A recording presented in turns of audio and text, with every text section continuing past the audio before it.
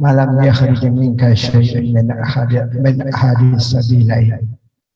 Jadi selagi kita tidak keluar suatu benda apapun dari kedua jalan, itu kita berada dalam keadaan suci. Saudara-saudara, mari kita kalau mampu jaga betul ini. Kita batal untuk kembali, kita batal untuk. Jadi bukan hanya untuk kita akan melaksanakan ibadah salat saja, tapi kesucian ini adalah kita pelihara. Karena ini disebut memanjangkan cahaya, itu adalah artinya memelihara untuk kita sepanjang masa. Kalau mampu. Kedua adalah wala ta'ala misil mar'ah. Bila kita itu tidak talabis. Talabis itu di sini tulamis bukan tulamis, masa dari kata mas, menyentuh asal bahasa katanya. Tapi di sini bukan menyentuh dalam keadaan dalam kondisi sentuhan, tapi di sini adalah jadi masa itu berhubungan, artinya bersetubuh dengan istri kita. Jadi selama kita tidak bersetubuh dengan istri kita, itu adalah untuk kita tetap suci. Kita dalam keadaan suci, tidak batal wudhu dan istilahnya yang populer. Jadi bukan berarti kita sentuh istri itu adalah kita batal wudhu, tapi tetap kita keadaan suci. Yang kita perlu kita garis bawahi itu ya. Ini adalah Ibnu Abbas. Ibnu Abbas dengan alamastumun nisa itu dalam Al-Quran itu diartikan tafsir Ibnu Abbas min Anas di anna lamsa ma'nahu al-jima. Jadi menyentuh di situ, maksud menyentuh maknahu adalah al-jima. Kita bersatu dengan istri kita. Kama huwa sahihul mukhtar, yang terpilih yang dipilih oleh sahihain, yaitu Bukhari dan Muslim. Wali hadisin Nasa'i, juga dari hadis yang diriwayatkan oleh Nasa'i. Ana Isah qalat in kana Rasulullah sallallahu alaihi wasallam yusalli wa inni muqtadirat wa inni muqtaridatun baina yaday taridal janazah. Itu Rasulullah sallallahu, aku melintang di depan Rasulullah seperti lintangan jenazah. Ini Aisyah menjelaskan kepada kita. Hatta idza arada yutiru masa birijlihi. Sehingga apabila Rasulullah witir, maka aku memegang rijlihi Aisyah, memegang kaki Rasulullah sallallahu alaihi wasallam. Jadi Rasulullah itu disentuh langsung oleh Aisyah. Ini hadisnya yang kedua. Hadis yang ketiga yang menguatkan bahwasanya masa menyentuh itu bukan arti bahasa, tapi arti yang hakiki menurut hadis. Wali hadis Aisyah, juga hadis dari Aisyah. Faqadatu Rasulullah sallallahu alaihi wasallam laitam minal firash wal yatamassahu faqad yadahu ala batni kadamai. Suatu malam aku tidur. Kemudian Rasulullah itu salat. Aku letakkan tanganku pada Rasulullah di antara alamaihi. Saya pegang kedua kaki Rasulullah sallallahu alaihi wasallam. Jadi sudah jelas saudara-saudara, jangan ragu-ragu lagi di dalam keadaan untuk memegang istri kita, itu kita tetap dalam keadaan suci. Berdasarkan tafsir ya, tafsir Ibnu Abbas dan kemudian dikuatkan kembali oleh hadis-hadis sahih, itu hadis Aisyah. Itulah yang kita pegang. Di ragu-ragu lagi. Walam tamassa farjaha, dan selagi kita tidak memegang farjah, ya kemaluan kita, kemudian muka belakang, artinya kemaluannya sabilain itu muka belakang. selagi kita tidak memegang muka belakang. Tapi memang pendapat yang lain ada juga, bahwa kemula itu bagian daripada badan kita. Tidak mengapa kita memegang farji kita, memegang kemaluan kita, karena itu adalah bagian daripada badan kita. Itu secara logika ya. Tapi hadis melihatkan demikian. Bahwasanya apabila kita, ini hadis diriwayatkan oleh Busyrah binti Safwan radhiyallahu anha. An-Nabi sallallahu alaihi wasallam qala man masadaka falyusalli hatta tawadda. Barang siapa memegang lekar kemaluanmu, maka janganlah kalian salat sehingga kalian berwudu.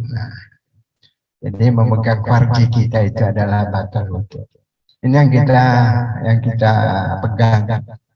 Walaupun ada sebagian pendapat ada farji tidak memegang, tidak memegang farji itu tidak membatalkan wudu. Tapi ini kita pegang. Pada tanam dan selagi kamu tidak tidur, mutajamun mubatahajan nauman sakilan, tidur miring. Kalau tidur miring itu nama sang nauman sakilan, dengan tidur yang nyenyak. Tidur yang nyenyak. Ya hadis Nabi kalau Rasulullah sallallahu alaihi wasallam, ada hadis an Ibnu Suqban an Abi an jaddihi an Nabi sallallahu alaihi wasallam. Ayyuma rajulin masafar jauh, ini berkaitan dengan farji tadi. Dan Ibnu Abbas ini ada Ibnu Abbas radhiyallahu anhu ra'a Rasulullah sallallahu alaihi wasallam nama wa sajid hatta khadda nafaha. Abbas melihat Rasulullah sallallahu alaihi wasallam itu tidur dalam keadaan sujud sehingga Rasulullah itu ngorok. Jadi Masya Allah, begitu Rasulullah itu kalau rukuk dan sujudnya, rukuknya sama panjangnya dengan sujud, sujudnya sama dan panjangnya berdiri. Dan Rasulullah sujud saking lama dalam keadaan ngorok, ya. Cuma maka Rasulullah itu bangun, fayusalli, fakulu tekan Rasulullah salat. Maka itu ya Rasulullah nak kadanim itu, ya Rasulullah kan tadi tidur, bilang ngorok. Kalau maka Rasulullah bersabda, innal wudu la yajibu illa ala man nama mudhaji'an fa innahu idza taja'a istarahta tafasiluhu. Yang disebut membatalkan wudu itu tidur itu dengan mutajian, dengan berbaring, enggak dia membatalkan wudu. Ini jemaah ya, ada 4 halnya dari mahalnya membuat wudu kita, kesucian kita menjadi tidak suci apabila kita wudu. Pertama itu apabila keluar salah satu jalan di antara 2 jalan kita, kemaluannya. Kedua adalah jimatnya istri kita. Yang ketiga adalah memegang farji. Yang keempat adalah tidur dengan nyenyak berbaring. Baik jemaah, sekarang kita tentang wuslun tentang wuslun itu adalah mandi kita. Memang ini sudah kita lakukan, tapi nggak apa-apa. Kita mereview kembali tentang bagaimana kafiyah kita menghilangkan hadas besar tadi dengan mandi. Idza aja'anaita bi ruhbi khurujil mani awil tiqa'il khitanain aradtu hudur jam'ah wa taqaiti min al-haid awil nisa fal tasil apabila Anda itu adalah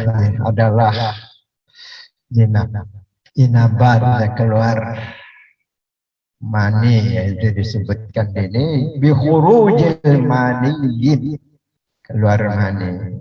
Kalau keluar benda saja bukan mani kan hanya wudu saja. Tapi kalau keluar mani itu. Kemudian yang kedua adalah awal tiqa'il haitanain, atau berjumpa kedua khitan, bertemu kedua khitan, artinya itu hubungan intim antara suami dan istri. Aradta hudural jumu'ah ini yang jarang kita terlupakan ini ya. Ya, atau kamu hendak hudural jumu'ah, atau kalian itu hendak itu menghadiri Jumat. Awal naqaiti minal haid, atau selesai haid atau nifas atau setelah nifas. Jadi kewajiban kita mandi ya, tadi disebutkan pertama adalah apabila kita keluar mandi, wajib mandi. Yang kedua adalah hubungan intim dengan istri kita, wajib mandi. Kemudian yang ketiga adalah mau Jumat, menghadiri Jumat, wajib mandi. Kemudian yang kedua, ada yang keempat adalah setelah selesai nifas, haid itu wajib mandi, dan nifas juga itu wajib mandi. 5 hal ini yang mewajibkan kita untuk melakukan menghilangkan hadas besar dan sebagainya, wusulun yang disebut dengan mandi itu. Bagaimana caranya? Kita lanjutkan. Falatas pertama adalah falatasil wa yabda'u bi ghusli yadaik. Ini yang pertama. Adalah kalian niat. Yang pertama niat. Dan bahwasanya sudah semuanya itu adalah dengan niat. Yang membedakan antara ibadah dan non ibadah itu adalah niat kita. Niat kita. Artinya niat itu adalah dalam hati. Imam Syafi'i kalau kita membaca karangan-karangan beliau itu adalah qasdu syai'in muqtarinan bi fi'lihi.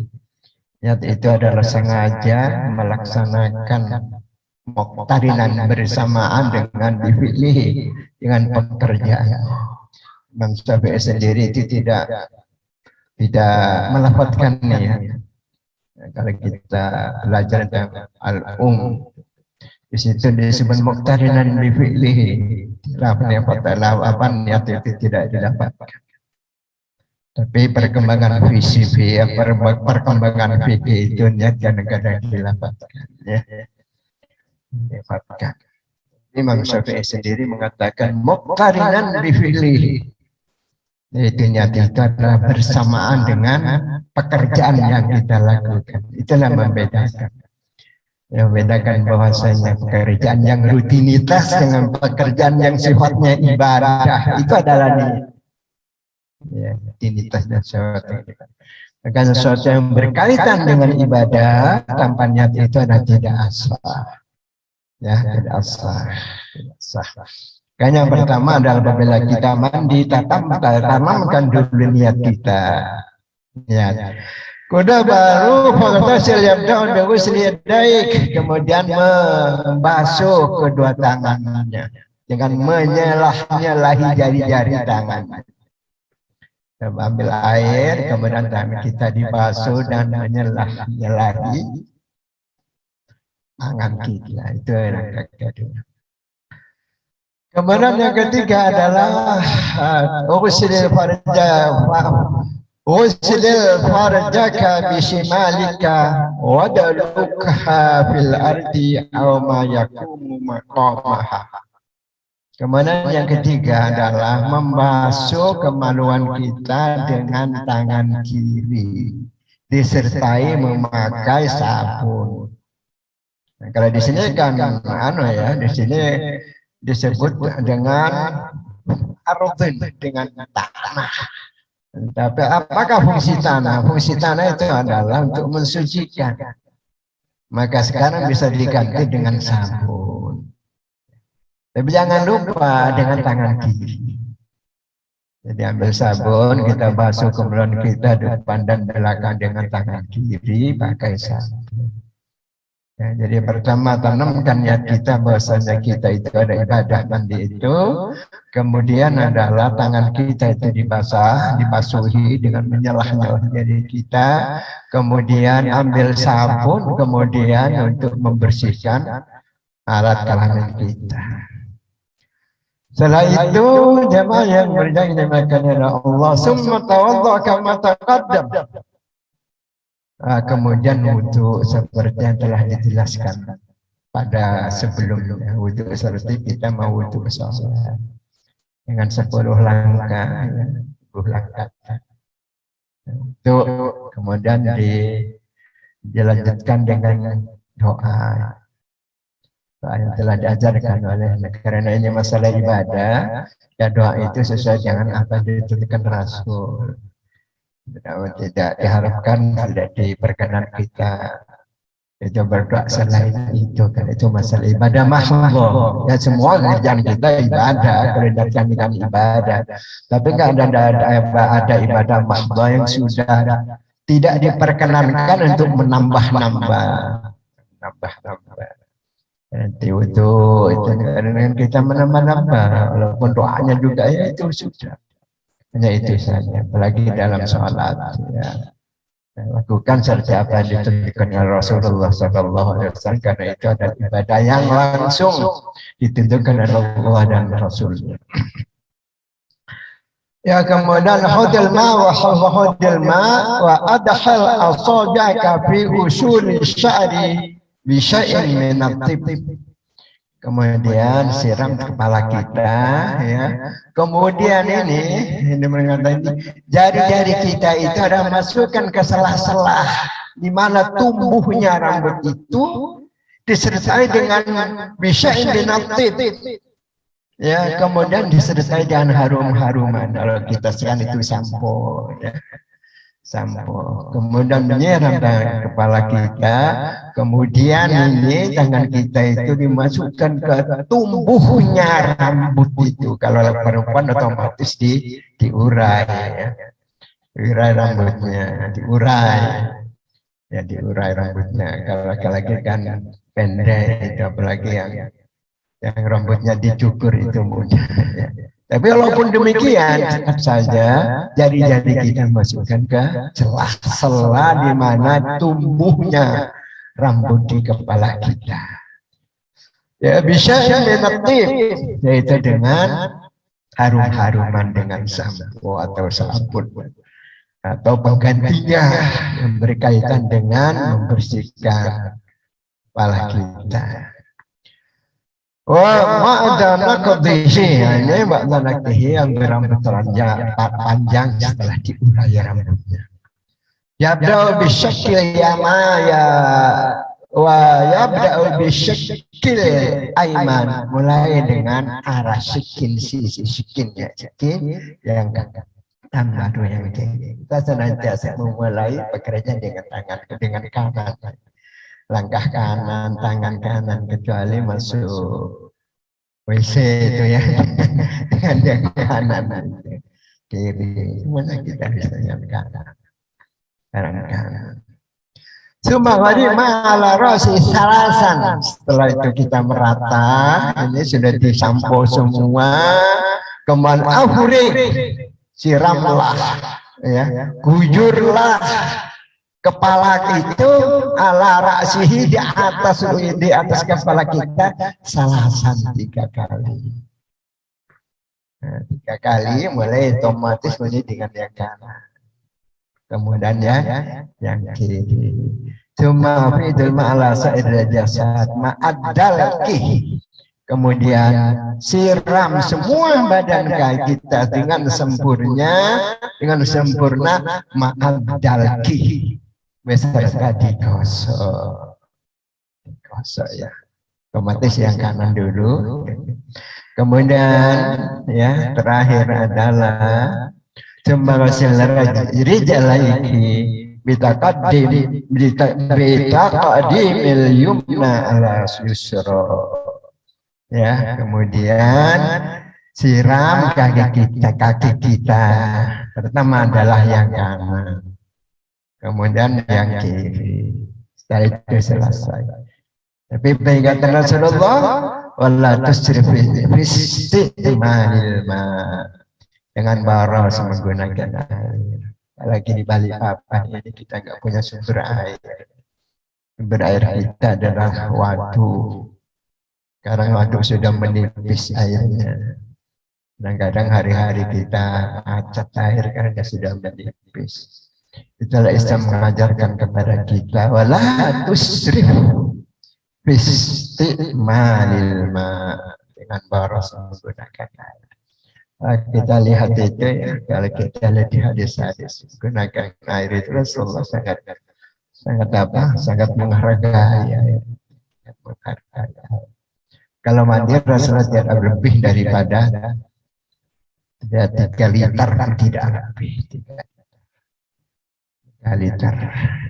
Kita adalah pembok mesti Rasul, maka kalau ada lihat teman-teman kita yang boros, coba tegur, ya, coba tegur.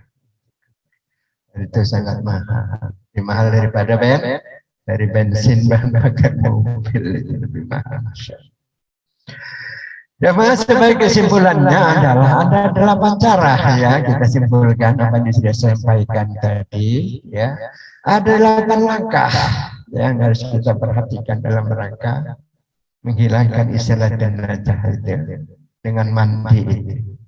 Pertama, langkah pertama nih ya, kita membedakan antara rutinitas dengan ibadah mahdoh itu ya. Yang kedua adalah telapak tangan kita dibasuh, diselah-selahi jari-jari antara jari-jari kita. Yang ketiga adalah, langkah ketiga adalah basuh kedua farji kita dengan menggunakan sabun. Yang keempat adalah berwudu. Berwudu sama wudunya kita mau sah. Kemudian yang kelima adalah siram bagian kepala kita, ya, kanan dan kiri, dan masukkan jari-jari kita di mana tumbuhnya rambut di kepala kita. Lain yang keenam adalah kita siram, ya, siram, ya, siram, ya, kemudian selama 3 kali minimal sampai busa-busa di kepala kita bersih. Dan yang keenam adalah, yang ketujuh adalah siram sama dan kita dengan digosok, nggak tidak ada hal-hal yang lewat dari air yang ada dalam yang kita tuangkan ke dalam dan kepada kita. Langkah yang ke-8 adalah basuh kaki kita yang kanan. Yang kanan dulu, setelah yang kiri.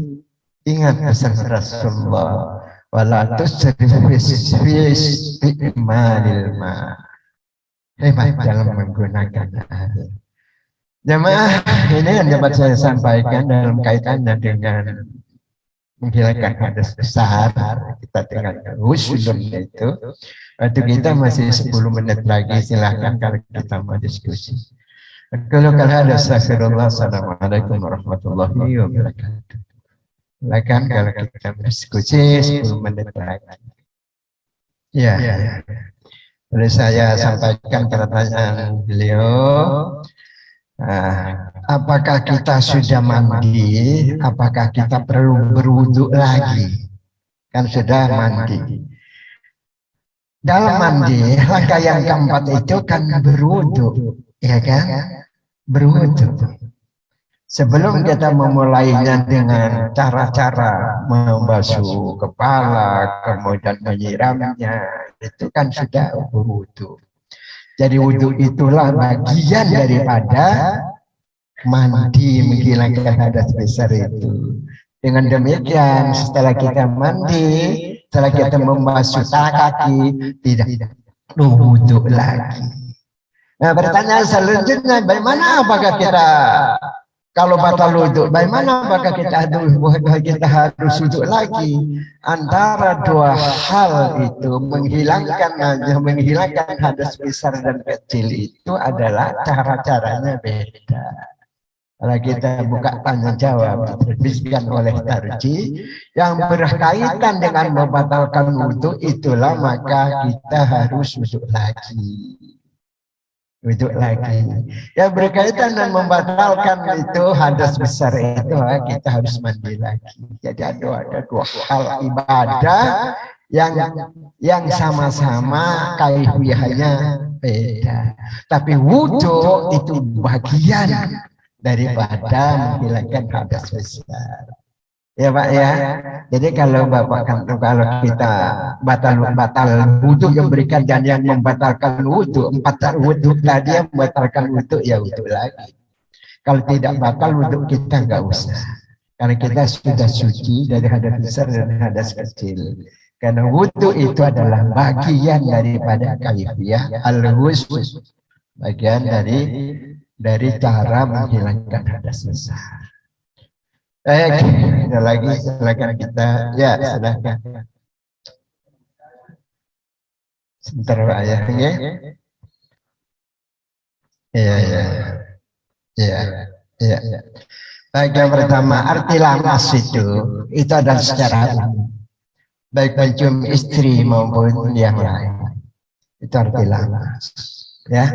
Jadi silakan, Anda mau sholat keberasa sama istri, cium istri, ya enggak apa-apa. Ya enggak apa-apa, tapi Rasulullah paling orang yang bisa menahan nafsu. Dan kita cium istri itu malah keluar sesuatu, maka kita mau mandi lagi. Gitu. Ya. Jadi ada kaidah fikih, ya, ada kaidah fikih. Sesuatu yang halal apabila kita lakukan, kita menyebabkan yang halal itu adalah membatalkan sesuatu, jangan dilakukan, ya, jangan dilakukan. Sesuatu yang boleh, tapi karena kebolehan itu adalah menyebabkan sesuatu yang mudarat, jangan dilakukan. Mencium istri boleh karena lamas tadi. Tapi dengan cara mencium istri menyebabkan hal-hal yang berkaitan mudarat bagi kita, nah itu nggak usah. Tapi bukan berarti mencium istri itu nggak boleh, boleh. Sangat boleh, sudah saya bacakan. Kemudian yang kedua, masalah menyentuh kemudian tidak sengaja. Bacakan. Ini mana ini hadisnya ya? Yang jelas hadis ini kan adalah Abu Hurairah, ya. Sengaja pun tidak sengaja, apabila kita memegang kemaluan kita tanpa alas ya, tanpa alas. Ini hadis dari Abu Hurairah. Tanpa alas maka bisa membatalkan wudhu kita. Sengaja maupun tidak sengaja. Tapi kalau pakai alas ya enggak apa-apa. Ya. Jadi dua hal itu ya yang berkaitan dengan ya silakan. Ya. Ada sebuah hadis ya, kalau memakan daging unta itu adalah hendaklah wudhu kembali. Wudhu kembali. Ya. Wudhu. Tapi di situ tidak disebutkan membatalkan wudhu. Apabila makan nasi unta daging unta hendaklah wudhu kembali. Ya, wudhu kembali. Sebuah hadis ya, silakan. Kita itu paling makan daging unta paling ya kalau kita umrah saja. Umrah aja kita enggak beli daging unta ya. Ya, ada hadis. Dan itu ya ada hadisnya. Ya, silakan. Kalau ada lagi.